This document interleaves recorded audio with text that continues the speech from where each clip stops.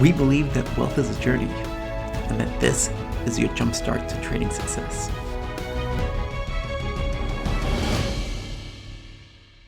Hello everyone, and welcome to another edition of the Trader's Mindchat show, where we believe that wealth is a journey and that this is your jumpstart to trading success. I'm Mike. And I'm Melissa.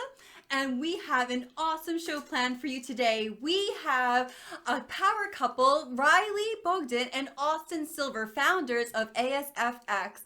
And I'm just been fangirling about this because not only... Yeah, that's it. Well, such an understatement. Because there's another power couple like Mike and myself that are doing this in this space, and it's just so exciting to find out about how they got started and how they're doing it. Power couple? I think we're a power couple. Yeah, we've got that picture from how was that? Oh, it's so funny that you mentioned it. I had to dig it up out of the dust bunnies oh my God. there. Look at how young we were. Yeah. Oh my God, yeah, that's crazy. People Picture could see of the two of us. Oh my God, I had to be about 22 at that time, and you were about 26? Something like that. Yeah, we were at Tavern on the Green. Yeah, 15 years ago. 15, oh God. Now we're aging ourselves. We were maybe dating for a year or so, and we went to Tavern on the Green. I think it was my birthday. I just started a job at NBC at the time. And we're talking about all of our hopes and dreams and had that picture taken. And since then, we knew that we had great things in store for us. Yeah, no idea that we would be doing a YouTube show, a podcast, writing books, trading, all this crazy stuff. But no, if you asked me back then if I was ever going to be working with this guy, no. I'm like, hell no, not going to happen. Was that picture taken before or after you tried to kick me to the curb? What? After. After. And thank God that this guy fought for me. So for anything you want out of life, you got to fight for it. That's definitely would have been one of the worst mistakes of my life if I had walked away from it. Oh, yeah. Anything that's truly worth it is worth fighting for. Absolutely. So one of the things we're going to talk about before we have Austin and Rylee on are talking about that. Similar to what we said, starting out as a couple, not really knowing yet at that point what we wanted to do with our lives or how we wanted to, pursue our passions. But to let you know that, hear all these stories about these young kids right out of college, making it big, but that most people don't really find out what their passions are or find success until they're in their 40s or even their 50s. So trying to get a sense as to that it's okay if you don't have all the answers. Just kind of wanted to dive a little bit into our journey, Mike, about how we figured it out for ourselves that we wanted to pursue this. Oh my God. So, well, where to begin? Hey, we could go all the way back to the Chart Your Trade days. That's the first business that I developed, Chart Your Trade. It just started out as a blog. So I guess, I might as well tell the story since we're already kicked it off. So when I finally started to turn the corner in my trading, and I was like, wow, there's probably a lot more people that are trying to trade part-time, that are struggling, that are finding information, but it's not really from the part-timer's perspective, that I wanted to just try to help people in some way. And so the first thing that we came up with was that blog, Chart Your Trade. So I just started to put my research and analysis and all the different things that I was doing at the time. And then that ended up taking off and it turned into a business. Fast forward a couple of years, and that business started to take over. Take over my life, take over our life together.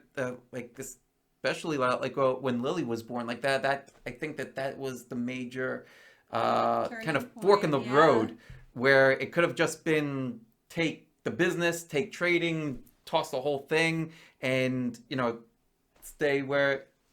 And not do trading at all, or figure out a way where we'd be able to manage both, because things got to be really, really hard. Yeah, yeah. I think when it's talking about like when we started this journey together in our 20s of not really, doing the corporate sector, doing like the 9 to 5 type of jobs or 9 to whenever you were able to leave the Oh office. yeah, yeah, I remember those. Oh my God, because I was in the advertising field for many years, and it got to a point where you had to really reevaluate what you wanted. And as life changes, as your family grows, as things change, when you have an hour commute to get to work. And now we were just talking about this morning about having to answer to other people and having to ask for time off, and how things were so much more complicated when you're trying to balance having a healthy family life. Yeah, yeah. So um, the major turning point then was like working about 20 hours or so a week on the business, right? Like that doesn't include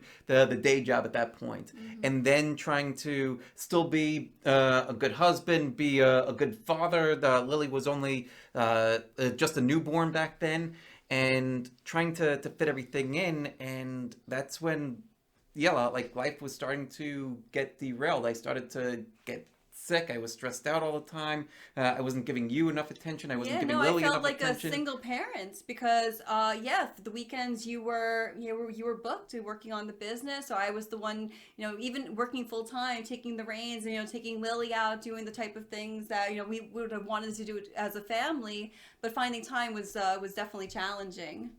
Yeah, yeah. And so uh, part of all why when we finally got to that breaking point too, like that's when it's like okay, well we've got to find a way, and then that's where well when you're clear on what it is that you really want like for yourself, like well whether you've spoken it out loud, or whether like the clearer that you could be the better, but well when your heart knows well what it wants. And uh, for me I felt like I still wanted both, like you're the priority, Lily's a priority, and and then the business, Hmm. but I still wanted the business to, yeah, to do this. So like I feel as though that's part of how the universe started to conspire to give potential solutions, and that's when Adam Sarhan stepped up, and he started. We partnered up to take over a lot of the client services part. That's when we met Beth, or I had met Beth previously, but she started to help me out with coaching for health and wellness. Yeah, you Eh, pointed her in my direction too, and I was dealing with some health issues also. So it was great that you had made that relationship already to be able to share her expertise. eh, But I yeah, think you're right. Like the universe does bring people into your life when you're ready to see it. Because most of the time, these people may have already been there, but you may not have even thought to reach out to them because you didn't know yet that you needed that type of help. yeah, I think you're right. I think that there's something to that. I think that well, when we're so it's kind of like when you're it's almost like a homing beacon, right? Or or maybe this is a better example. Like think of well when you're driving a car, right? And you're driving down the road, but you let's say you hit a patch of ice, Mm-hmm. right? And that's what happened to us in this scenario, right? Like things started to get derailed, hit the patch of ice, and then if you are afraid to hit the the telephone pole's only about this wide, and you've got how many yards of space between the telephone pole and the next telephone pole, but somehow people hit the telephone pole. Why? Because they're focused on the telephone pole, they're focused on where they don't want to go. But the same thing works if you focus on what it is that you want. So because now we were focused on what we wanted, we started to find ways that allowed it to happen. Right? It wasn't necessarily in the way that we anticipated that we wanted it to happen, but well, we still got what we wanted. We still were able to have a better family life. We were able to still build a business, and then later on, right? Like well, how things turned out, selling that business, starting this new one, and leaving the day jobs behind. Yeah, I mean, I love that analogy that you just showed about being fixated on something. She could be fixated on the wrong thing and like a negative thing, and that could be leading you in the wrong direction because you keep thinking about what you don't want, or what you're afraid of. What you're afraid that, of. and that's what wow. happens to most people, right? Like you're so fixated on the like, oh, I'm afraid of this. Like I want to avoid this. I want to avoid this. I want to avoid this. And what happens? You smack right into it. Right? And it almost becomes like a self-fulfilling prophecy. But if you shift your focus to what it is that you want, and then you go after it, then you're not going to be distracted by like that. Then it's just like another bump in the road, and you pass it, and then you move on. Yeah, wow. Because I think about when I was at doing the advertising job in the city, I was very unhappy. It wasn't exactly what I wanted to do. I hated being so far away from my daughter and from what I'm truly passionate about, which is being creative and being able to write and be able to utilize those services to help make this world a better place. And it wasn't, I kept fixated, was so fixated on I have to still stay there, I have to continue doing, I worked so far up this this mountain, I have to stay there. But not realizing, I think you had told me, maybe you worked your way up this mountain, but your real mountain is over here. How the hell do you get there? Like, yeah, like I need like a parachute, like, to skydive onto the other mountain, like, because it's so daunting.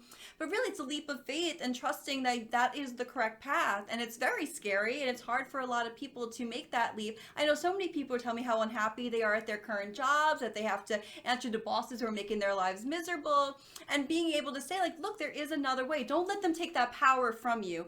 I just had a conversation with my friend the other night about how this principal is really, making her and her coworkers' lives, living hell. And I said, don't let them take that power from you. You have that power. You have the power to leave. You have the power to go and try to find another job. Like, you aren't stuck there, but so many people feel stuck. And I think that this is a problem for a lot of people, especially now during the COVID times where they're afraid to make a change. Yeah, it's frightening.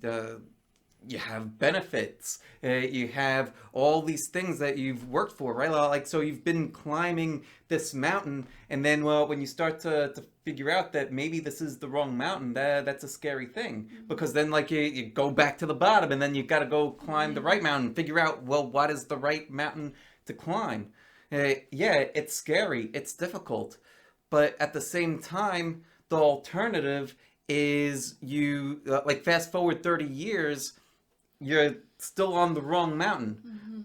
Is it better to remain where you are for another 30 years and then later on wonder what could have been, or to make that leap and do it? Like, I don't think that there's there'll be a right answer and a wrong answer for everybody.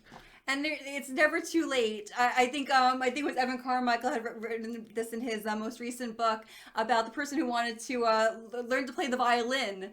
And, for many years, they just kept putting it off. And finally, at like the age of like 70, he finally picked up the violin. And they were like, oh, you wasted all that time. And he was like, well, now I still have 30 more years or however much longer I am going to live to do it, to play and be able to enjoy this music. And how amazing is that person could have just been like, oh, it's too late. There's no way I'm going to learn the violin. And sure enough, he picked it up and he was able to now enjoy it for the rest of his life. Yeah, there is no too late. It's never too late. Yeah. Today is always the first day of the rest of your life, right? Yeah, no, it's so true. So if you guys needed that extra push today, hopefully you got it. And it doesn't matter how old you are, whether you were these young kids or you're 100 years old, it's never too late to start pursuing your dreams. And so after this quick word from our sponsor, we have Austin Silver and Rylee Bogden, who are going to be sharing about their incredible journey starting ASFX. Today's episode is brought to you by the Traders Vault Online Summit. This is an exclusive virtual trading event with both panel discussions and multiple breakout sessions with some of the top traders in the industry. I'm thrilled to be a panelist at this event, and it will be on April 23rd, 2021. Be sure to register at tier1tradinguk.com. Welcome back to the Traders Mindchat show. Today, my co-host Melissa and I, we're very thrilled and pleased to have both Austin and for the first time, Rylee on the show with us today, both of them from ASFX. ASFX. Just to read a little bit about, well, what these guys are doing. Austin and Rylee founded ASFX in the middle of 2019. Their Forex trading education service aims to equip those who are yet to learn to trade with the tools to become self-sufficient day traders. Combining Austin's trading knowledge and Rylee's expertise in marketing and advertising, ASFX became one of the most sought-after Forex education companies in the business, helping over 500 traders succeed and take back control over their financial future. Austin, Rylee, welcome to the Traders Mindchat show. Thanks so much for being here. Mike, that's probably the best intro that anybody's ever given us. Like, you did your research, you crushed it. I appreciate it very much. Thank you. And thanks for having us. We are so happy to have you guys. Another power couple. This is going to be incredible. We've been looking forward to this for a while. Definitely. Yeah. So tell us about what it's like to be working together, like as a couple, also building a business. You want to go first? You want me to go first? Where do you want to start? I was just telling somebody about this the other day. I feel like I explained it really well. I think I was talking to the guy who cuts my hair. I was saying, like, basically why I think Rylee and I have been able to find success together is because what I hate doing or I suck at, sometimes those are both the same things. Those two categories of things she's really good at and she likes doing. And then the things that she's not great at or the things that she doesn't want to do, I'm actually really good at. So it is truly like why we work well together is that we are yin and yang. She balances me out and I balance her out. I think that is the key to success, at least what I've learned in our experience and from people more successful than us, they say is the balance. You don't want to both be good at sales because you'll just be competing and then things will drop. I suck at accounting. Rylee is amazing at accounting and keeping our books. So that's a little example. Definitely. And I feel like that goes hand in hand, whether it's business partners, relationship partners, just having that equal balance has helped us kind of be able to navigate the two worlds and also kind of create separation where we need to. Yeah. All right. So, well, what are some of the other things? Can you give us some other examples of like how you guys balance each other out? Like, well, that sounds interesting. Sure. So another one I think of is thumbnails.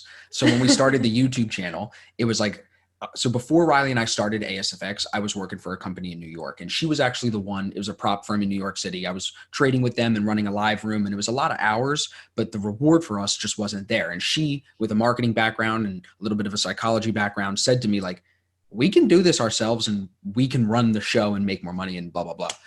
So she was the original one that was like, yo, let's break off and actually make this our own thing. And as we did that, it meant both of us would have to do things that we didn't really want to do. And one of those things that I think of at first was like building our email list, specifically getting our YouTube channel started. And with that, thumbnails is a very small thing to a lot of people, but when you're making a lot of videos, it can be very tedious. So Rylee was really good at the thumbnails, but as we grew, even though she was good at it, she was able to then kind of delegate that off now to our marketing team. So now we have 4 guys on our marketing team and a video editor that does that for us. So it's been like a progression of like deciding we're going to do it together. Then it's like, okay, now we're going to have to go through these little issues that we both don't really want to deal with, but we're going to push through anyway. She's going to do the thumbnails for a while. I'm going to do the emails for a while. And then we'll hire a copywriter. And then we'll hire someone to do the Facebook ads. And then we'll hire a video editor. And then, you know what I mean? You start to, it's not just start and then skip. Yeah. We both had to eat it at I feel first. like the thumbnails is such a good, it's such a small piece of the business, but it really is a good thing to just kind of lay a real, honest, full picture.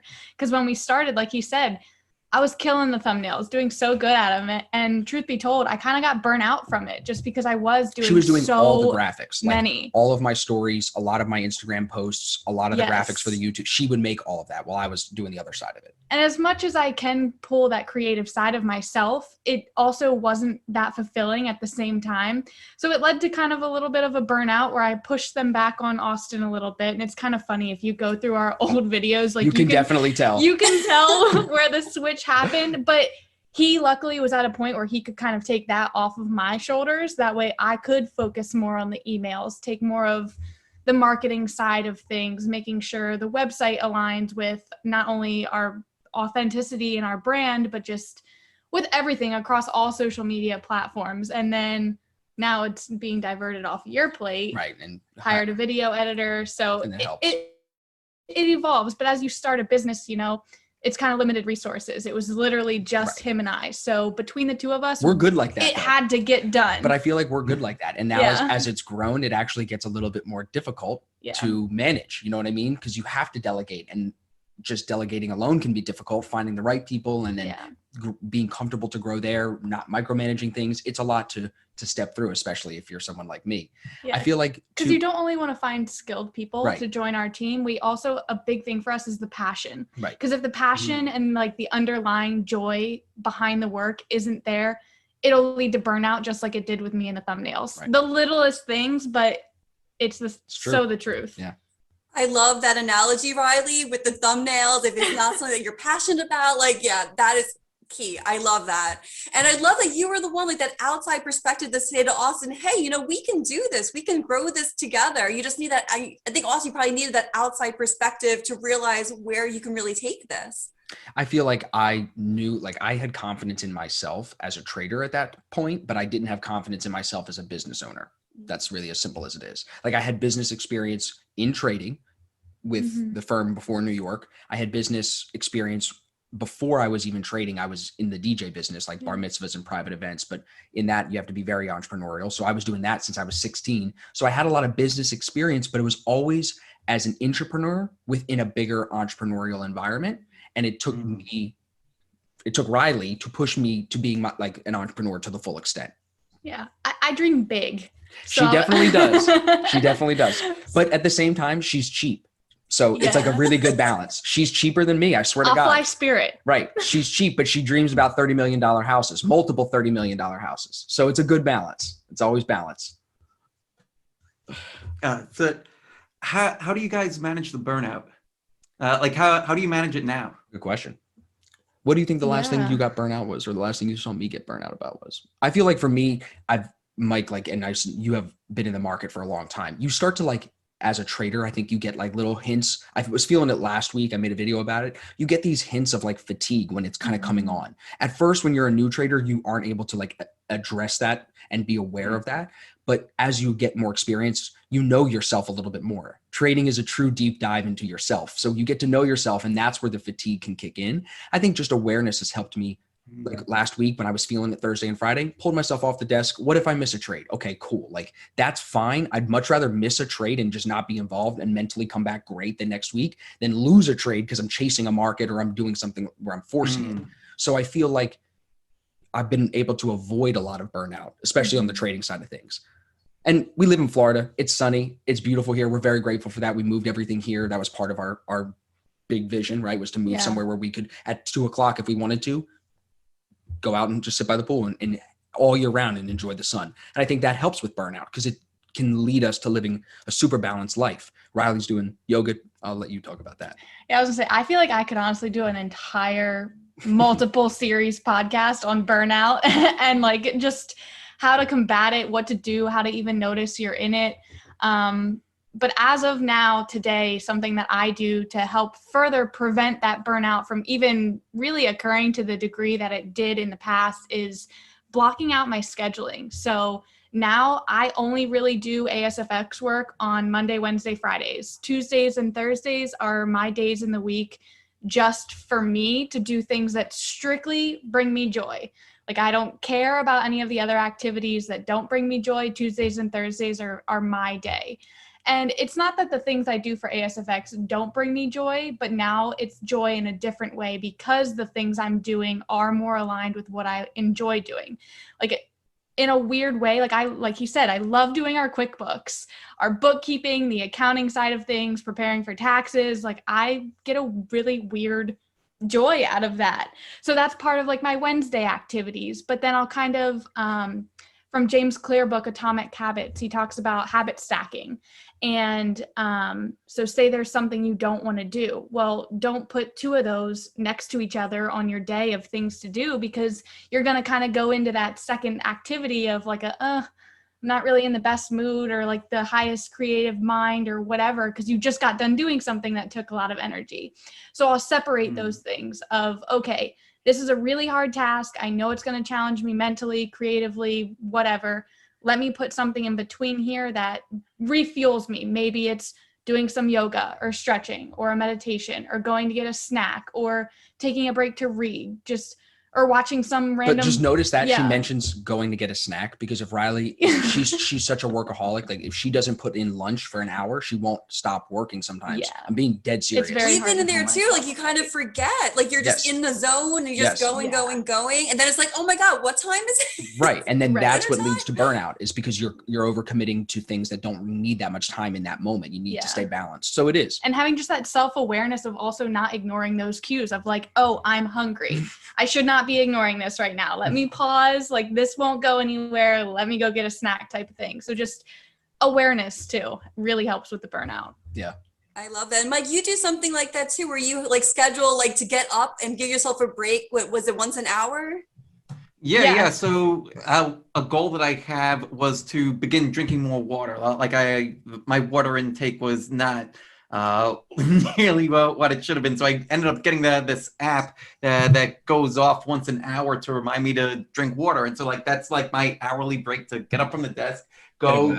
Yeah, and then it's like that little mental break in the middle of the day, and then it's back to work. Exactly. No, but it helps. The balance, I think, is the best way to prevent burnout. You know, it's something that I feel like a lot of traders and just people in business at first are going to have to go through. Like you're going to have to burn out once to know what that feels like, I think, at least as an entrepreneur. And then it's going to be about, how do I just prevent this from happening again? Yeah. You know, I think because burnout sucks because it can cause you to like lose focus on your passion. You could question if you should even be doing this, when it's like, no, you just needed a break. You were great at that. Like just go back to that when you're you. You're not being you right now. So how do you stay you? You stay balanced, Yeah. you know? And follow the frequency of joy. Yeah. That's my life advice for everything, no matter the situation. Yep. I want a bumper sticker of that. That's amazing. So can you walk us through some of those strategies that we mentioned earlier? Like there's 3 strategies for success that can be learned to use to make money by anyone that's willing to put in the work. Well, what are, can you outline those and walk us through some of those? Sure. So the 3 strategies, first would be the A1. They have 3 names, the A1, the D1, and the D2. It's just a letter and a number just to keep it simple. Those are the 3 strategies. Yeah, because I'm super creative, Mike. You can tell. So basically what happened was in 2016, I started to back test this system that is now called the A1. And over the years, it's evolved a little bit, and it's always been kept up with the testing to prove what we should be changing within the system, as all systems normally have to be tweaked every once in a while, or they can be to be improved at least.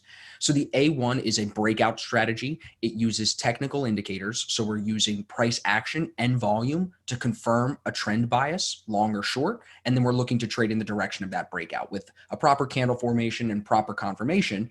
But within that system, within all 3 of these systems, you actually have entry and exit rules that are very specific, stop loss placement rules that are very specific, risk management rules that are very specific, and a grading scale, highest probability A setups versus lower probability C setups. You have a scale for each one of those grades as well. So all of that goes into each one of those 3 systems. And that's all I trade. I don't try to do anything past that. I don't forecast markets past that. And I don't use any traditional like Fibonacci indicators or anything like that. I just use EMAs and my TDI. And that's what our systems are built on. So that A1, a couple of years later, led into the D1 and then the D2. So the system, like Mike Bellafiore's idea of one good trade, that was my one good trade, my A1. It led into me finding the D1 and building the D1 and then the D2. And now I have 3 strategies, which is more than enough for me. So that's what those 3 systems are. And then in our video courses, I share all the back testing and I teach people how to identify these trades as well. Wow. So with the specific rules that you have for these systems, is it to the point where it's able to be programmed into AI? Is that like such a good question? Everybody asks me that, and people in our group have tried to, but I haven't met anyone that is proficient in coding and proficient in trading enough to understand how to merge them together. And I am not into coding like that. I'm sure we could do it. I just haven't done it yet. So it could be, Mike, for sure. Especially like if I showed you some of the trades and the way that I go through the checklist before I take every trade, you'll see very quickly how systematic it is. Now, Some days I don't find any great trades. Some days I'm flat, like today, flat. But there are days where I'll find 3 or 4 opportunities and I get to pick which is the highest probability trade and I put my money onto that one. I'm very selective with my trading, which was not something that I did when I first got into this business. I traded everything in every direction and I didn't really hold myself accountable to my losses and really my wins. Just there was no accountability, no system, no nothing. So it took a lot of refining down to say, it's like our company saying now, do less, do it better, do it bigger. And that is trade less, trade the best trades. You don't need all of them. You just need the best ones. Trade them bigger, or excuse me, trade them better. Like I said, trade those best ones and then trade them bigger. Do less, do it better, do it bigger. But my wheels are turning as far as the AI component goes. I know some people that I might be able to put you in contact Don't with. hold out on me, Mike. Hook me up. Come on. Yeah, man. Absolutely. What was that? It would definitely be a challenge just because with the different grading of the systems, it kind of then gets to a point where it's like the human choice. No, but even if you could build something that would say, hey, Yeah. a setup is presenting as a potential on Right. GBP USD. Look at this. And then you could go there as like a human all the indicators and- are here and type make of the thing. discretion. Like I could Yeah. go in and say, oh, this does fit the setup, but I'm going to grade it as a B, Right. not as an A or whatever it would be. Yeah. Just because with different grades, you also put on a different position size. But you So could that's code where- that. No, but you could code that. Like You if think right, so? Mike? Absolutely. You Oh. could code it to say, oh, this when this, and it's not a perfect liquid 50. It's got space on ADR. These are just terms that we use in our chart. Like if those aren't right, it's a B setup. B setups get this percentage. Boom, it takes the trade. What do I know about coding? Yeah, Sounds we complicated. don't know enough about coding. That's the truth. Hey, but at least we admit it. At least we're not trying to Yeah. act like Python. What is that? It's a snake? it's a coding program. I love this, Mike. We're going to have them back on next year. We're talking about how the Trader's Mindchat brought this AI component to ASFX. This is going to be amazing. We're all going to become computer nerds now and learn how to code. We'll be like coding experts. Like, Right. yeah, that's right. That's the way of the future. That's the way that everything's going. I know, man. I know. I feel old and I'm not even old yet because I don't know about it. I'm like, these kids are going to come up and they're going to be coding and doing all this computer stuff way beyond me. You know, listen, man, don't talk to me about old, all right? Hey, Mike, just because you got the gray, I'm catching up, man. I don't know if you can see it, but I got some gray coming in. Well, it's a good thing that this is a forward-facing camera and not behind. You're funny, Mike. And then you'd really see some age. Soon you got to go for the Joe Rogan look and claimed it just was shave after it. he met me that he started losing his hair, but That's I don't it. think Yep, so. yep, that's it. Yeah, and then the kids, and well, here we are. Man. That's funny. Oh man. So let's see. So Austin, you mentioned you were a DJ. How Mhm. did you transition from being a DJ in that music industry to Forex? I've always been money motivated, and I think I had this like understanding of like my time versus my money, and I didn't want the hourly wage kind of thing. I wanted to just go do something as a skill and get paid for it. And I just loved music. I always loved music. I love house music. It's like my thing. So Side note on that, when he was a little kid, he tried selling his mom's jewelry. So Yeah, he's so- always had this. I was like him. 13. I took my mom's jewelry, like really thousands, tens of thousands, and I tried to sell it. And I was 13. I didn't know any better. What did your mom say when No, you they found stopped me. out? They stopped me. My dad chased me, like literally came down the street because I was at a yard sale down the street trying to sell it, and he stopped me. So I have this like personality where I like money and I understand that it's important, but I also have to value my time. So the DJ business was super attractive because I was like, all right, yeah, I'm not going to make any money at first. You don't make any money in any industry at first, right? But I saw the bigger vision. I could go do a gig on Saturday night, make $700-800 a night, and my friends are working a whole week at 18, 19 to make $800. You know what I'm saying? So time for money, this made sense to me in the future. So I started young, started doing gigs for like free, $75, worked my way up. And at the end of it, I was making really good money in Philly, and I would do 2 or 3 gigs a weekend. And that helped me fund my first trading account. And then I always have to be grateful to the guys at that DJ job, because before I was trading, they actually gave me a job during the week to do sales for them. So not only was I doing parties, but I was selling the party too. So I would get paid to go book it. I would get paid to do it. And then sometimes I'd even get paid to do like a setup and breakdown. So I would make a ton of money on one party on one day. And that, I think, got my wheels turning of like time versus money. I had my whole week to do whatever I want with, which is what pushed me into getting into finance. I actually the in between DJing and Forex was I got an internship while in college because I'm DJing on the weekends in college, making more money than my friends. I'm feeling like I'm the king. And then I realized I got to get serious about life. And I'm like, okay, DJing is not, I don't want to be like my boss who is balder than Mike and doing DJ gigs for little 13-year-old kids anymore. And I love my old boss, but I didn't want to be him. That's all. So I had to get out and figure something out. So I got this internship with Northwestern Mutual. Another side note, she ended up doing the internship 2 years after me at just a different school. So we share commonality there about money and time. And it kind of like was something we could relate to. I got into the internship and quickly I realized like no one is buying life insurance from a 20-year-old, a 19-year-old. Like it's not happening. So I started to study for my Series 7 so I could sell stocks and mutual funds to people that had a little bit more money. And that's when I learned about day trading. And I was like, these guys are making 200%. Not everybody, but some of these guys are making 200% in a year, and it's their own money, their own time. That's what I wanted. Lifestyle being the top priority, money and everything else being second. I'm like, this aligns with me much more. So that's kind of how I caught the bug and moved over from DJing. But I still DJ'd for a while, even after I was consistent in trading and even after we were making some good money with the company that I was working for in New York, because I just didn't care that I was working on the weekends. You can't trade on Saturday nights. Why not go make $400, $500, $600? You know what I mean? And you love music. And I love music. I still play music. I sold my mixer when I left Philly because we were moving to Florida. I was like, I don't need this anymore. And now I'm like, all right, I'm ready to buy another one now just to have for fun. What part of Florida are you in? We're in Tampa, right outside of Tampa in St. Pete. Yeah, it's nice.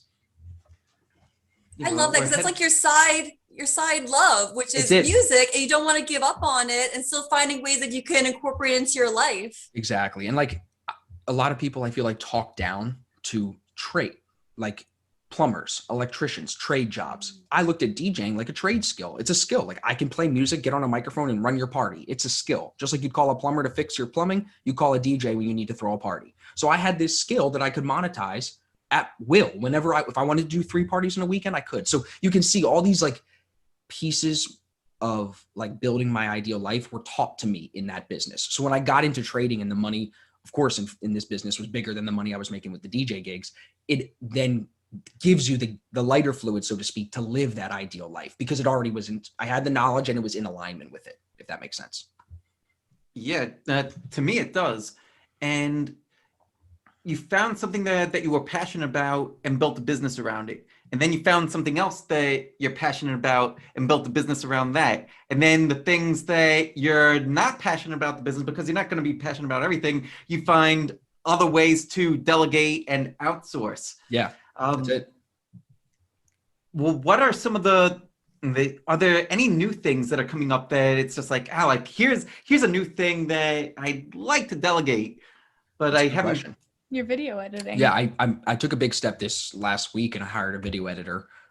It was like it's been a month process of me trying a couple of different guys, trying it with the overseas people for cheap, and then realizing that doesn't get you what you want. You get what you pay for. So it took me a while to come around, but I found a guy local in Florida. It actually works out really well because he has the time freedom. Because of him being a freelance video editor, he can come and I do live events as well, like live trading seminars. He'll be there to film the next one that we're doing. So that's a big step for me to delegate the video editing off, because then it gives me more time during the day to not just film better videos and put more effort into my content and my trading and things like that, but just, I like the idea of paying somebody else to help me grow something even bigger, if that makes sense. Like that's a simple way of how I see it. Well, it like, frees up your time and brain space exactly to then think about bigger. Yeah, exactly. Which is like so easy to say, but it is so true. You know what I mean? You only have so much thinking capacity in a day. So hiring the video editor has been a long time coming. We've been kind of pushing. We hired the other thing we delegated big over the last, have we had our marketing team a full year? Yeah. May will be a full year. So almost a year was the marketing team. We hired 3 guys in Miami, another Florida guys. They weren't in Miami when we were in Pennsylvania when we hired them, but they reached out to me. They liked my content and they were like a huge piece for me because I wasn't doing any Facebook ads on my own or anything like that on my own. And they stepped in and said, bro, you need a new website. You need this. We need funnels. I was in the process of like learning everything Facebook related, the pixel, the ads. I had all these videos downloaded, taking notes, and instantly I could feel the overwhelm and like the burnout was going to happen with all of that. Cause I was like, I am not a wizard with this. Like I have no idea. Just stick to what you know. Like I'm a trader. I love talking about investing and trading in markets. I'm not a Facebook pixel guy. Like I don't know how to run your Facebook campaign. You know what I mean? I need someone to help me. And then I was going to try and build the website too. Right. So we're very grateful for the people that we've connected with to delegate some of this stuff off to, like you were saying, Mike. Yeah. But if anything, it just motivates me to be like, what else can I delegate? Kind of like you were saying, because it just helps you grow faster. I really believe that. Mm-hmm. So how I did you think go about as entrepreneurs, I think we feel like we have to wear so many hats. Yes. Yeah. And that we need to just take it on. And before I was working with Mike, the same thing. Like I saw like it was just too much. And like I say, you're now learning. You have to become an expert in all these different things that you never thought you needed to learn. You're like, I'm a trading coach. This is all what of a I sudden do. I'm on Photoshop. And now you have to be a marketing expert. Right. Exactly. What were you going to say, Mike? How do you find the right people to delegate to? Was it kind of trial and error, or how did you eventually find these people to help you on the marketing side? With the marketing and the video editor guy, it was a series of interviewing, honestly. We didn't work officially with any marketing company beforehand. We had a couple calls with guys, and like I was just like, no. Because everybody nowadays, you got to be careful, because everybody nowadays will tell you they can run Facebook ads for you and build your Facebook like business admin page. And not everybody can. It is very, very complicated, and Facebook changes it often. It's hard. It's just its own skill, like trading. It really is at this point. It's complicated. Yeah. But for our marketing guys, they actually reached out to us. And I think Austin honestly might have deleted the email at first. Like, sorry, Matt. Yeah, because you just get so many that they all kind of start to look scammy, and you're just like, no, like get away. But the one email, he was like, hey, like just look over this. And I was like, okay. So I was checking out these guys' website, and I saw that they worked with Grant Cardone, and I was like, he's a pretty big, well-known guy. Like for these people to have worked with him and are reaching out to us and want to work with us, like let's see what's up. Let's have a call with them. So this was after a couple failed calls already. We had a call with them, and it was kind of just like life aligned. They were exactly what we were looking for. We were what they were looking for, and everything just worked very beautifully with them. And for the video editor, like he said, it was a guy that is already a part of the ASFX community. A couple months ago, I had actually had a mindset session with him when we weren't even looking for a video editor, and he was just exploding his passion about video editing to me and wondering how can he relate that to his Forex journey and just where it all kind of ties together for him. So when we were looking for this, and then he also reached out, I said to Austin, I was like, he is someone that not only wants to do this, but I know he's passionate about it. So that really obviously helped get him in the door. We did try a couple other guys out, but just with the style of what they were doing and the lack of passion and just kind of how they were trying to be the one size fits all kind of people, we didn't really like that. So we stuck with our guy that we have now. Yep. Wow. So it kind of came up organically through your community. Yeah. I love that it came through a Instagram. mindset session too. Okay, can you tell us a little bit about this mindset session? Because you coach as well, right, Rylee? Yeah, so I coach traders more with the mindset side of things. If you want to go over charts and stuff like that, Austin is your guy. But traders often find that a lot of the issues and things that they're finding in their charts really are just a mirror of themselves. So I kind of take traders through series of issues. A lot of the most common ones, though, are just lack of confidence and self-discipline. So I kind of just work with the traders of walking me through, well, what is your schedule now with trading? How do you show up to the charts? What's your routine beforehand? Do you have a trading system, a trading plan? Is it printed out in front of you? And kind of just give them different tips and tricks to help bring more mindful awareness into their everyday life, because then they'll notice how that translates into trading. Because I don't know who has said this, but they say that the way you do one thing in life is the way you do everything. So just by helping these traders work through their emotions, even start to just be aware of their emotions, I think has really catapulted a lot of traders' journeys, just because they understand themselves better and aren't so, I got to click the button, I have to trade, I need to collect all the money in the world type of personality that I think a lot of traders go into trading with, just the big ego, and kind of getting rid of that. Yeah. So is that part of the ASFX service? So somebody just signs up and then they get access to both of you, or you have other coaches as well, right? Yeah. Does So everybody we have their own specialty? How does it work? It's a good question. So Rylee isn't like on our website marketing herself in that way. It's more about people who are like in the community and know her or know me and are already like doing some coaching with me. And then maybe I'll divert them to Rylee, or Rylee's previous clients will say, hey, Carlos, you should have a call with Rylee because I did. Just because Rylee right now, her focus isn't, I would say 100% on this. It's a balance between this and her. Yeah. So I don't want to get overwhelmed and like make them seem like I'm available when in reality, I don't want to be available doing that 24/7, you know? So she's doing that mindset stuff. The other coaches on our website are more of like a combination of me, where people will book the call with either Jerome, who's in Australia, Lindsay, who's in the UK, Scotland, or me, or Ryan, who's in Vegas, Las Vegas. So we have like all over the world, we're kind of spread out, but those three have been successful with our systems, and we're looking to build their brand under ASFX. And really what, like, I don't pay them anything. They charge their own hourly rate. I think I know what they charge, but I don't know off the top of my head, because I want them to run their own little entrepreneur business within ASFX as the bigger thing. Going back to what I learned from the DJ job, how important that is to make entrepreneurs feel like they can be their own business owner within the bigger brand. And that will help ASFX grow. That doesn't put any money in my pocket. It just helps us make a deeper impact, which is all that matters at this point. So I feel like those three, Ryan, Jerome, and Lindsay, are more like me, where we do a mixture of the both. Rylee's less charts, like she said, more mindset. But I feel like what the difference also is I'll have guys do like a one-off call with me for an hour and a half or 2 hours, and then they're good because we go over the system so much that they get the technical side, but then they book 3 or 4 calls with her a week apart because they want to stay on the mindset. They're looking for accountability. They're looking for that. So it's a good balance for us to offer to everybody. But when you come into ASFX, what we actually offer is access to our community, our Discord chat, our Facebook group, which is only accessible to people who take the courses. That's the big difference with us compared to, I think, most other Forex groups, is you cannot get into our chat and clutter it up with your own nonsense until you watch the video courses and understand the language that we speak and what we're talking about. And that has literally, I think, been the one thing that is the one thing that's allowed us to grow as fast as we did. Now over 1,000 people since you wrote that, Mike. I know that was 500 from the last time. Yeah, we have over 1,000 members now in about a year and a half. And I think it's because people have to take the course before they get in.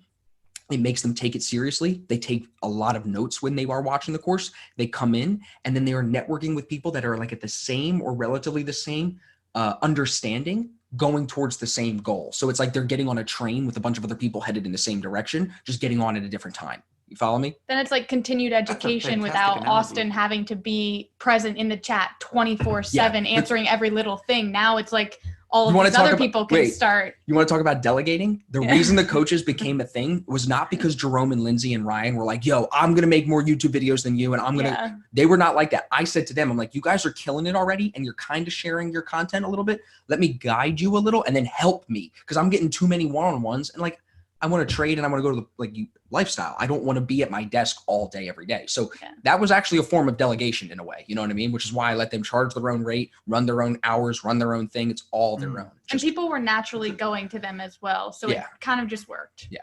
So you're doing one-on-one coaching yourself still as well? Yeah. Oh yeah. In addition to the group, are you doing group coaching too, or? We did. So we had a club called the Black Shirt Club, which was for 15 people at a time. I would let them come in. We would do weekly calls, and it would be much more like personal accountability.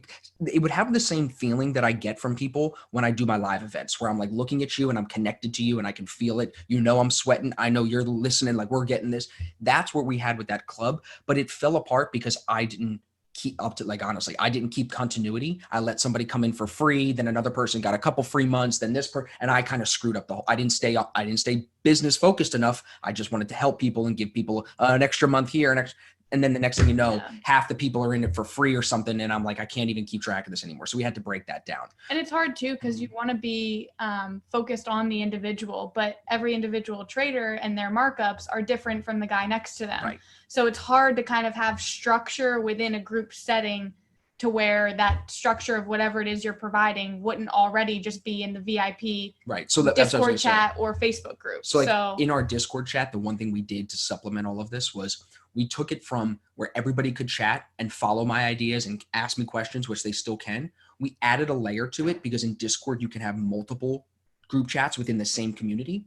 We have a group chat where everybody can talk, but then we have a group chat where only me and the coaches can talk. So for people that are just looking to follow my ideas, my watch list every day and see what I'm looking to trade, they can just look to that chat and avoid all the clutter. And that, I think, we put a poll up in our group and it was like 86% of people said that feature alone is why they still pay attention to the Discord chat. Nothing else. Literally no other community aspect, just because they could come in at the end of the day, I think, most of them, and compare what they just did to what I was doing. And then they can say, where am I off here? And then they'll go in the other chat and they'll ask the people, were you guys looking at this? What's going on here? Why am I off? Or anybody got any feedback from me? Because I think this looks great. Did I do good here? And people will say, yeah, you know what I mean? So that's kind of how our community works. So I stopped that group coaching because I'm still in there every day with them. This is the watch list. This is what I'm looking for. This is what I think, you know what I mean? Still giving them that because I'm active in the markets every day, you know? I'm taking like furious notes here because I'm in the process of researching Discord and trying to figure out different ways to do it. That's some fantastic Game suggestions. changer. Because when you can limit, it is a little confusing. If you ever need help, just let me know. We can always hop on a Zoom and I can show you. But like you can limit what anybody needs. Like let's say if you guys were in the group chat, Melissa and Mike, I could limit it so only you two and me and Rylee could talk.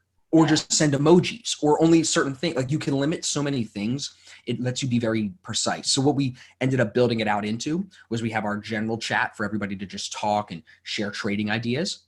And then we call it like a fun little group chat where if it's just some random BS that you want to share with the team because you saw a cool article on CNBC or investing.com, you send it there. Don't cloud the live trading chat. And it's amazing that 1,000 people follow the rules. Yeah. Like no one breaks the rules. And I'm telling you, it's because I've done these group chats before and I've been a part of them. Someone always is the a-hole that comes in and screws it up. But the difference is that everybody has financially committed to taking the course and then they get in the chat. So because they already made the financial commitment, they're taking it seriously. No one's going to disrespect anybody else's money. It's honestly the coolest thing that I've ever seen because everybody's from all over the world. We're in every continent except Antarctica. So it's crazy. You've got people in the Middle East respecting the same morals almost that people in America. So I just think that's awesome.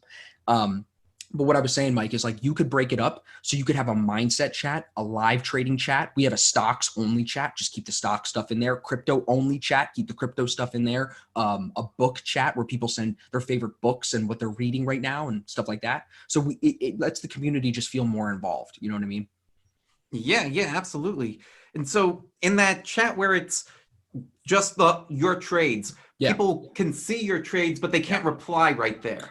Correct. So what they'll like in that, they'll like be able to click these little emojis on it. So like they can favorite it, they can question mark it, heart it, whatever they want. But what I'm doing is what I find is like, I'll post that. Let's say what time is it right now? 2:37 at 2:38. If I looked in the main chat, someone might have a question there. So I have to just watch it to see if somebody in where they can come in and chat. If they have a question, say, Austin, I just saw you posted that GBP USD idea. Why do you like this? Blah, blah, blah, blah. And then I'll go back and forth with them. No problem. But they can't come in that other chat and screw up the feed because I wanted the feed to have integrity for someone like Rylee, just random name. Steve comes in at the end of the day and he wants to just review the day and study. He doesn't want to scroll back through hundreds of messages of BS. He wants to look through 50 of mine and 30 of them have charts. You know what I'm saying? Yeah, absolutely. This conversation is so super valuable for anybody that's watching this, that's even thinking of starting their own business or managing this kind of stuff. Like, geez, man, like that alone. It's because I learned through so much. Like, I really was like, why are all these group chats always getting compromised? That's what I said to myself. I was like, someone is like or someone lets their friends in or something. What can we do to prevent that? Well, we don't want to charge a monthly fee because I don't personally believe in monthly subscriptions because I think I'm trying to help people make more money and monthly subscriptions seem to do the opposite of that. So I charge for my courses. I charge lifetime access, one-time fee because it's like pay me for my time that I did to build the course and I'm going to coach, you know what I mean? But we took the monthly subscription model, threw that out. And then what was the other difference maker? Well, we're not just going to let anybody just join it. You got to watch and learn something before you come in and ask what's a pip because 80% of the chat's going to jump on you and be like, you don't know what a pip is, get out of here. And then you discourage that person. And now they don't even want to be in ASFX. They might not even want to trade anymore. And all of that's avoided if you have to get educated before you come in and ask questions, which nobody likes. Nobody likes that I make them watch the videos first. So many people will say, can I just get your group chat? Can I just follow your signals? No, you need to watch, learn, put the work in, it's 5 hours. Like, even if you watch it twice, and you should, it's 10 hours. You've done a lot stupider things for longer than 10 hours that were not going to benefit you like this. So it's that, like you guys were just talking, Mike and Rylee, about the self-discipline, the will, that motivation internally. If they have it, we have the blueprint now. And like I've just told it to you, Mike, that I think really keeps the solid people around. And last point, it allows for people, I think of like Steve Lennon, who's in Ireland, who he like does gymnastic tours or something like that for half the year. And then he can come right back to the community after being away for 6 months. And it's the same. He's still comfortable. Mm-hmm. He knows exactly how it works, and it's still functioning. So it holds what's the word? Continuity. Sure. Sounds good. Yeah. We'll roll with that. I love that there's this element of sacrificing everything else to serve more. Like I feel like sometimes the word sacrifice can almost be like a dirty word, but it's to do more. Sacrifice is required. It's like focusing. So it's like creating like a little laser beam, and it's that a laser is going to be so powerful that it doesn't need to, but it requires focus. Right. It doesn't need to cover a football field. It just needs to be focused. I feel like too. I just lost my train of thought. I was going to say that, I feel like in anything you do, just having a strong why behind what you're doing. It's true. Why are you trading? Why do you have this business? And for him and I both, like one of the core pillars of our why is just our genuine passion to want to help others, because there were so many situations in both my life and his life where we had to figure it out ourselves. We didn't have that help. So that is what's so motivating to both of us, is just to be able to provide that help others when we would have wanted the help. That's it. How we would have wanted to be guided when we were in their shoes. And I remember my point now. I was going to say one of the biggest things in 2020, going back to last year, that like I learned was if you focus on impact, you can actually, the corny saying of like, when you focus on impact, you'll make more money. No, that isn't corny. That is a law in the universe. If you focus on your value, and in our case, serving other people in the trading community and providing them with the value, that will make us more money, rather than me saying, I just need to sell 15 courses to make this much money and setting a financial goal. When I threw out that financial goal, you've heard me say this a lot to people on podcasts and stuff, how quickly did everything change? The same week, literally. The next month, our revenue was bigger. The next month, it got bigger. Every month after that, it got bigger, because I was saying to myself, instead of let's go get 15 new sales, or not even saying it, you were writing it. I was like, let me help 15 people this month. Okay, let's help one new person today. Let me go on Instagram or in my email list or on my YouTube comments and just get in a conversation and help one person, make an impact there. And it just like a wildfire. You know what I'm saying? Totally in line. I just finished Napoleon Hill's book, Think and Grow Rich, and that same concept. It works. It does. Works. You're right. It's completely changing your way of thinking. It really, really does. And writing it down, that was huge. I love that you did that. Yep. Right. Well, Napoleon Hill's book was like the first business book that I read. I remember listening to it in the sauna in high school. And I took out of that book that you can make success out of anything. No one's going to give you the right to do it. No one's going to tell you how to do it. You got to figure it out for yourself. And they're going to tell you that it's probably not going to be a success until it is. And you can manifest it, make it real into the universe in any sense that you want it to be, if you want it to be bad enough. That's what I remember learning from that book. And I feel like that's kind of how I embodied it. You know what I mean? And I still carry it with me now. It shows. Well, how do you find your why? I won't go super deep into it, because that's something I kind of walk people through on my one-on-ones, but essentially, and she doesn't want you guys to cry, because it seems like every time she does it, somebody's crying. Yeah, honestly, like it gets very emotional for people. It's emotional. But I really I talk to them, like I connect with them. First, explain, what do people think their why is most of the time, and how you change that? So most people, specifically with trading, because these are the most people I've worked with when it comes to the whole why conversation, traders are all like, oh, I want to make money. Mm-hmm. Cool. Or I want to travel. Like doesn't everyone, you know, like there's no emotions to that. Anyone on the street can just say that, but you don't really feel it. So I walk them through an exercise where, in more detail, but essentially I have them describe their ideal day to me, like very, very vividly, to the point where they feel like they are actually living it. And then when they reopen their eyes, they all tell me that like they feel very tingly and like they feel like they're just on this cloud nine of a high, that was like the best thing ever. So then I tell them, like, that is your little inner flame. Like, that is your why. Like, so find and keep going along the path of things that ignite your flame, not diminish your flame. Same thing with following the frequency of joy. Follow what makes your flame grow, and know that the flame is always within you, and you can always come back to that. You can always lean into it more. You can see like, oh, this actually doesn't feel good for my flame, because then it's more personal. It's more related to you, the individual. So you're more motivated. You're more willing to put in the work, to go through a little bit of the burnout, to be consistent, to keep have the the flame lit. self-discipline. Yeah. I would add to that, I feel like what Rylee's helped me do, and another thing she's doing in these sessions, is new language to your strengths can actually tie you deeper to that why. If you understand who you are and why you're doing what you do, just with new words, like we're just stupid humans. Words make us associate things differently. So you can almost trick yourself with just a couple new words that you weren't calling yourself before. Yeah. So like, do you remember my top 5 strengths? It was focus. You had futuristic. No, that was one of your values. Encourager. Learner. Encourager was another one. That was a value too, I think. I get them confused, values versus strengths. But basically, if you can put these terms, and Rylee can explain some of the exercises, but those terms, like I'll turn back to them when I'm explaining why I'm doing something. And it, like she said, it'll keep that flame in me alive. It'll keep me motivated too. And I think that has helped a lot too. Like when I think about why I do what I do, knowing new words to explain why I'm doing those things gives it more clarity, gives it more substance. Yeah. And also just along with that is so many people naturally focus on their weaknesses. We live in a society that's always like, you must make your weaknesses stronger, like find your weaknesses and build on them. But like, I think that's bullshit. Right. I think that you should figure out what your strengths are and delegate your weaknesses and focus on what you do good. But so many people don't even know what it is that they do good or what their strengths are. So just hearing that language and hearing how, just from the conversation that I have with them, how I'm able to make it the connection, make it personal for them and get them to really understand, like, this is how you embody this characteristic, just internally, I guess, does something for people.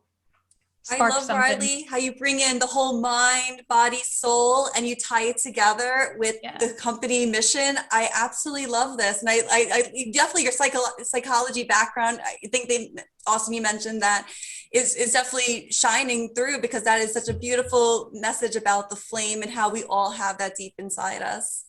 Definitely. Thank you. That's why I'm also now going to school to be a yoga instructor, because it all kind of just aligns and deepens my own studies to then be able to come back and bring it to the community. Oh, that's awesome. How's that going? Amazing. Yeah. Yoga's the golden ticket for life. We're all just asleep at the wheel. I'm gonna do the yoga. I did my first class yesterday on That's congratulations. So that's awesome. It was horrible, Rylee, you be laughing at me, but I want to get into it. I know it. Everyone says it's so empowering. It's so beneficial for your health. We should all be doing it from an early age. Like there's just no reason not to, especially with us all working at our desks now. Like just posture, like forget all the how deep yoga is, because it's very deep. Just with posture, because we're all stuck like this all the time. Yeah. Yoga can fix you. You know what I mean? And I think a lot of people need that. Sitting up straighter now. Exactly. Me too. Right? Like I'm starting to sit up straighter too. Right. So I feel like what I've even seen her go through with the yoga teacher thing is like it's pushed her deeper within.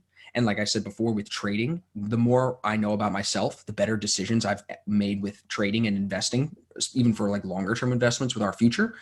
I just am making better decisions as I know more about myself. So if yoga is something that can get you deeper within you, it's a path that can help a trader. That's what I think. 1000%. That's another one of those things that we could have multiple series of episodes on if you want to go down the yoga road. But all that I will say about that is just, it really does come from a place of just love and accepting where you are right now. Yeah. If you're learning to touch your toes and you can't yet, it's okay wherever you are, because that's your truth.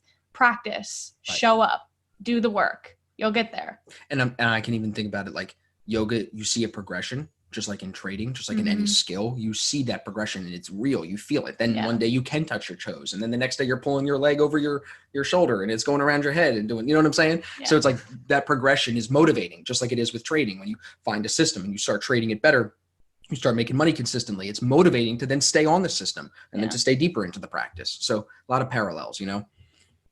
Yeah, absolutely. I can't wait to see this progression and hopefully have you guys back on if you'd like to come back Anytime. on and talk about that and see that progress. Anytime. Yeah, absolutely. Yeah. You're right. I'm like, I need some yoga help. I got you. Send me a message. Thank you. Listen, Well, if anybody has any questions, I was going to say we feel free to put it in the chat or the Q&A, and we can ask some of those right now before the end, right, Mike? yeah. Oh, I have Jason Greystone here, our buddy Jason, who we just had on the show last week. I know Yeah. you and Austin, right, Mike, are going to be doing something big with him soon. Yeah, I'm excited. Yes, the Trade Vault coming on, what day is it? It's April 23rd. Mhm. He's gonna be mad at us if 23rd? we don't have that date right. He's gonna be like, y'all don't know the date. I'm pretty sure it's the 23rd. Yes, Yeah, it's the 23rd. 23rd. Yeah, he's in the chat. I see him. Yeah, 23rd. We'll be there. I promise. Thanks, It's in the Jason. calendar. I'll be there. Yes, it's on my calendar too. Can't wait. No, it's an all. You know what? I'm just glad that I respect Jason so much for pushing through and literally keeping this event going since COVID started. Like, he hasn't dropped it, which a lot of people I feel like dropped their events and threw it out. And that I feel like has motivated me to stay on my seminars and keep my seminars going during COVID. Because like, he tried to do it in person, then he tried to do it another time in person, and it still wasn't able to happen. And then it became a thing that now we can do it online. And now it's even better because it opens it up to more people. You know what I'm saying? He said he's trying to get some even more people involved, which is, it's an unbelievable event because, again, trading is a business like yoga, like a lot of things, where you can look to successful people and you can just learn so much from them. You don't have to figure out how to light the match for the first time or build the first wheel. It's there. Model success, right? In anything you do. To have so many successful traders in one day talking, it's like crazy, considering I have like all of their books scattered around here, you know what I mean? Teaching me lessons at all different points in my last 6 years, all of them coming together in one spot. It's like, I love how good thing it's not in person, because I'd be freaking out. I'd be I was just sweating, gonna say- fanboying. I'd be jumping on people. It'd be bad. I love how you're one of the speakers, but yet you talk about the other speakers so highly. Because I learned so much from all of them. They don't even know who I am, probably. You know what I'm saying?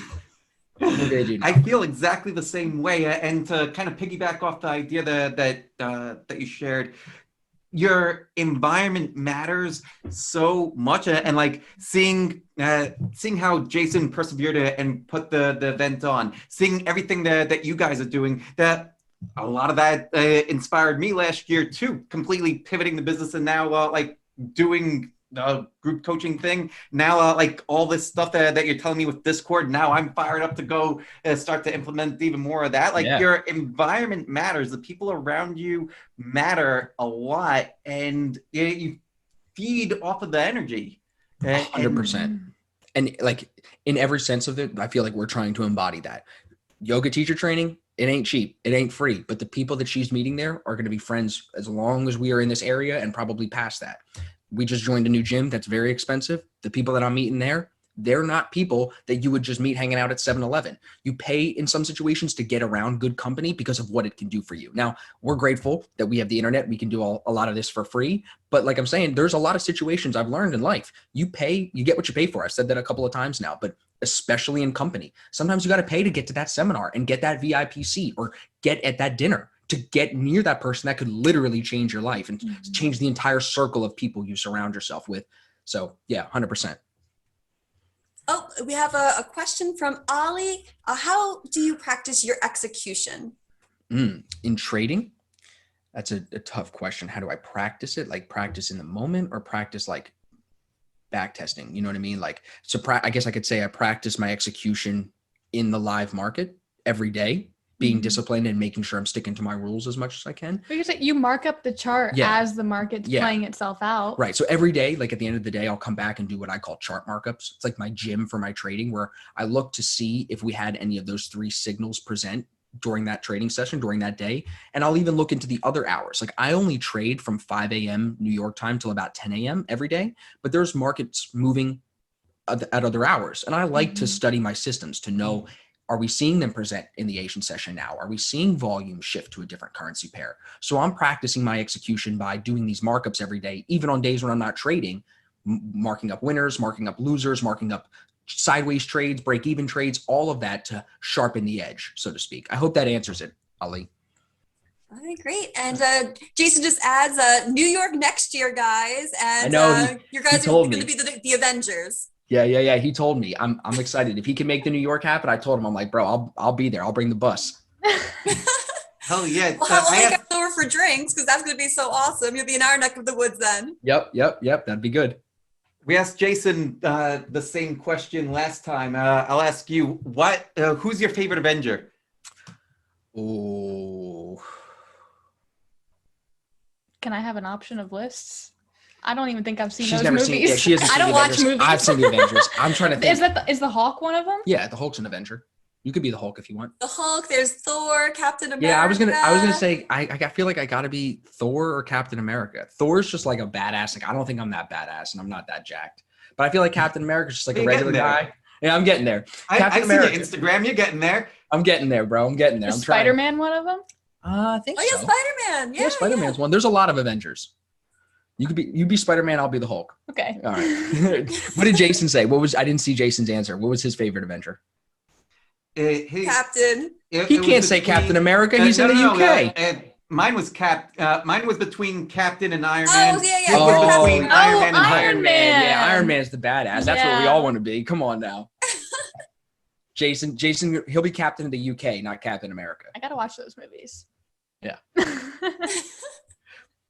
Yeah, That's awesome. definitely. So, guys, well, we're getting close to the end here. Yeah. How can people get a hold of you? Well, how could they learn more? Where could they find you? Well, what's the best ways to reach you and learn Sure. more?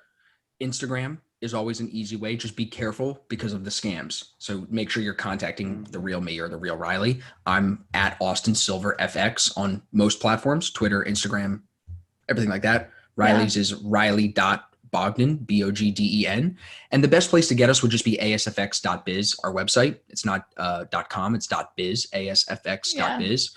And an email if you want to ever send us questions, say hello, whatever. It's info@asfx.biz. And the website has all of the information about the programs, the coaching, our live events, Yeah. the gear.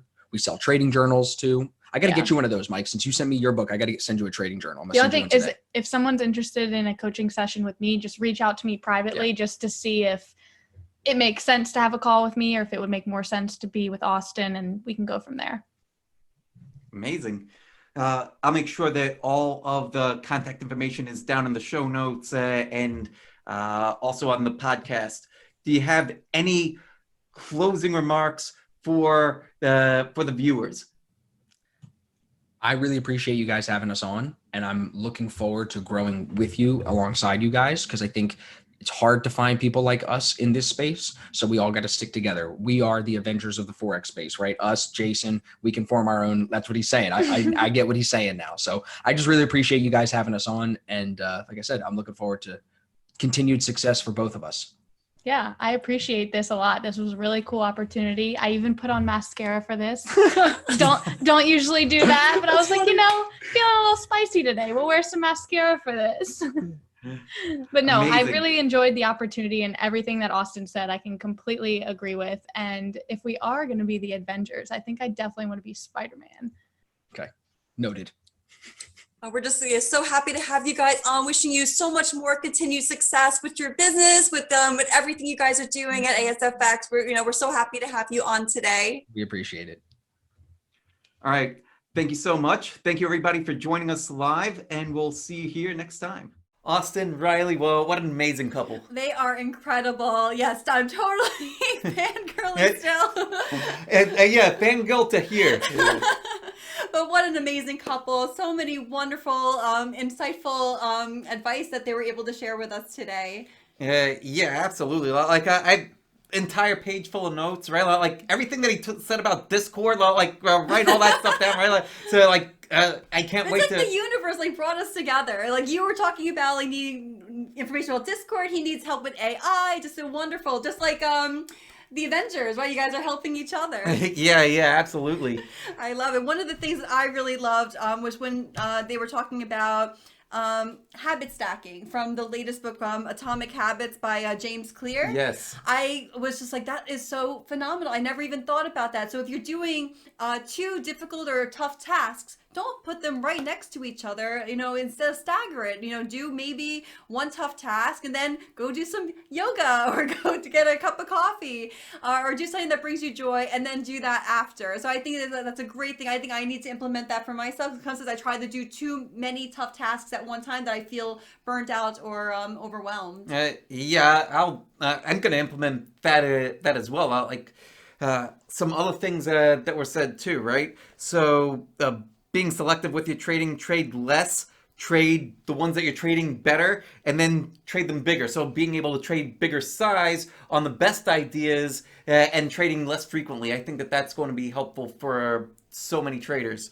But also, something that jumped out at me was the way that Austin was applying his DJing career to trading a lot. Like the things that he learned as a DJ, being able to apply that knowledge in different ways, and also speaking to the fact that you gain experience and you have it in your back pocket. You don't really know how you're going to use it, but it's still useful. So having gratitude for the experiences that you have, because they can end up serving you later on. I love it. It's like everything leads you to where you are today. Yes. Even the sucky jobs, the jobs that I had to do cold calling, not realizing that some of those skills you do apply even now today in this job, not being afraid to speak in front of all these people on a YouTube show. You never knew that those skills would come in handy one day.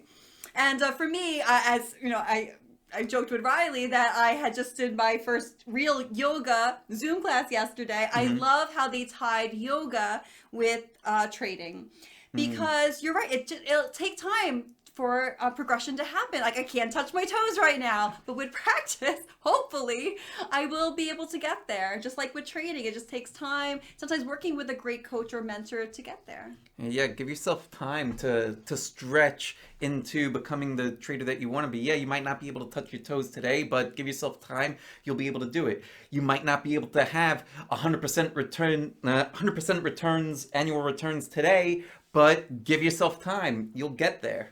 I love it. And for the full 10 key highlights from our interview today, please go to marawealth.com. And I hope you enjoyed today's episode of the Traders Mindchat Show. We hope to see you next time. Yes, we hope that you got a lot of the show. Now take it and run with it. See you soon. Bye. Take care, everybody.